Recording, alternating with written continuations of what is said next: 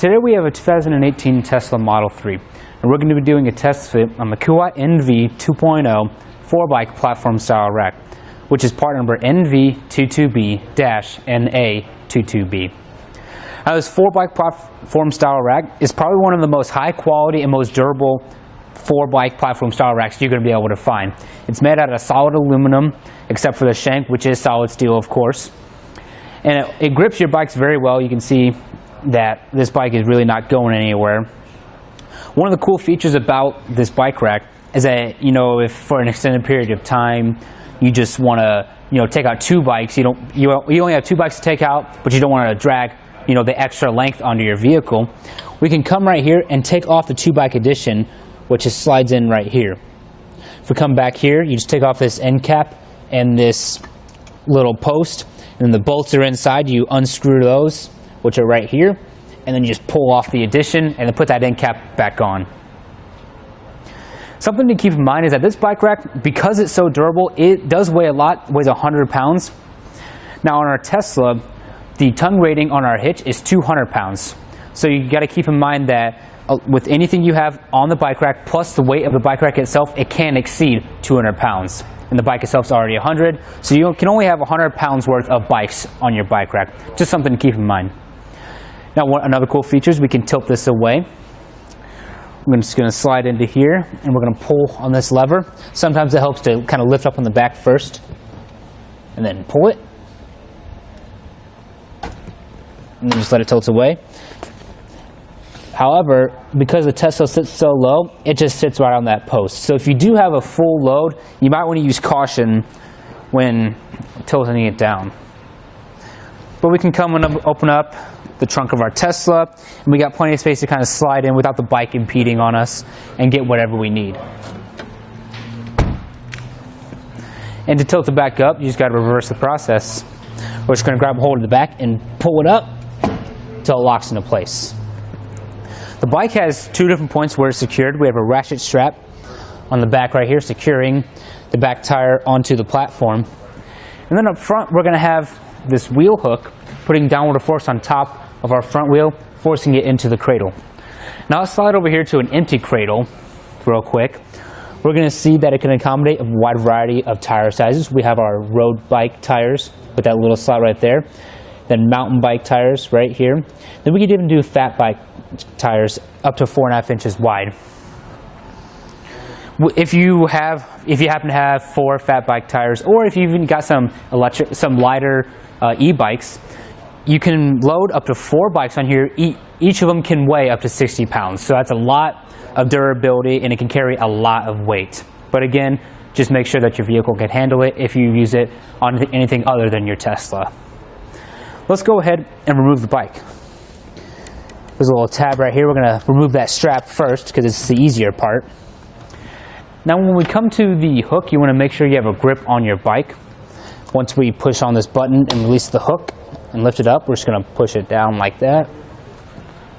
And then remove the bike.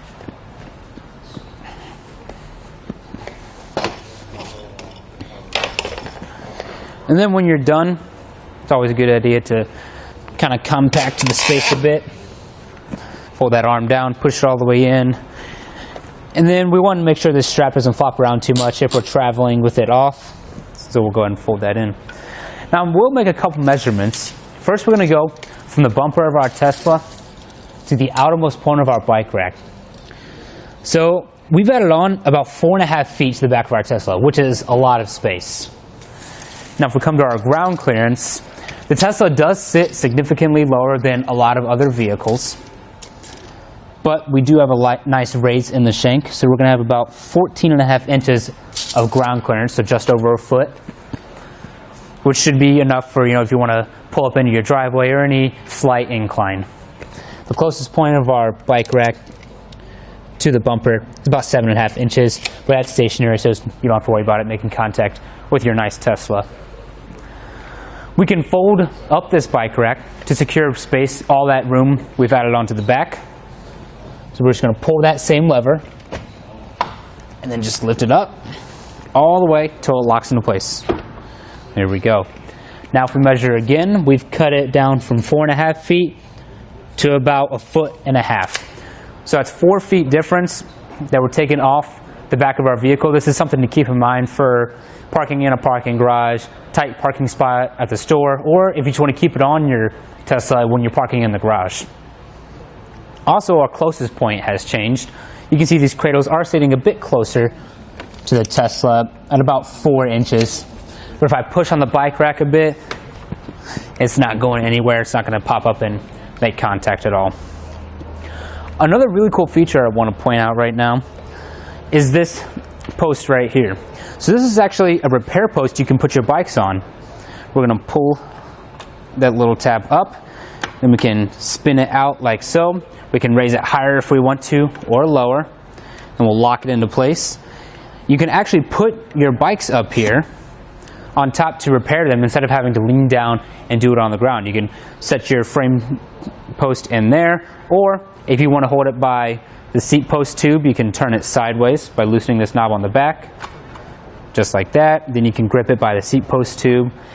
And that's a very nice feature that a lot of bike racks don't really have. And it's all contained within the bike rack. So when we're not using it, it just stores away like this. Now let's come down here and check out how it connects to our hitch.